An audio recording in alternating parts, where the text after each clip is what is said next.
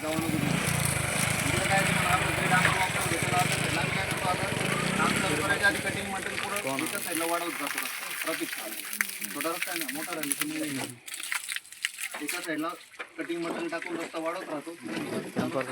शोधत राहतो ते मटेरियल 2-3 दिवसात पाऊस होता ना इथं लय हाल माणसं इथं बघितलं मुरुम किती टाकलं आणि हाईट जर वाढली ना स्लोप वाढतो त्याच्यामुळे पाईपच्या साईडला टाकला तिथं गाडीत पाणी सुटलं आणि तुमची एखादी लोडिंग गाडी जर त्याच्या जवळून गेली तर त्याला लगेच क्रॅक पडले लोडिंग गाडी क्रॅक पडला तर उद्या काय म्हणतील परत लोडिंग गाडी बसल्या पाहिजे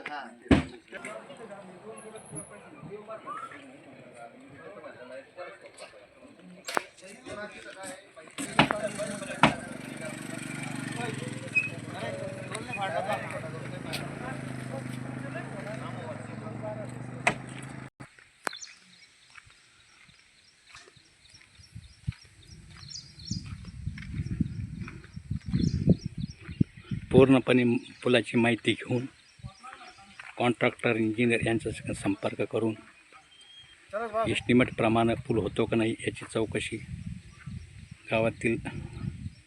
मंडळी घेत आहे. तीनदा न होणारे कामं म्हणून पारदर्शकतापणा म्हणून चर्चात्मक विषय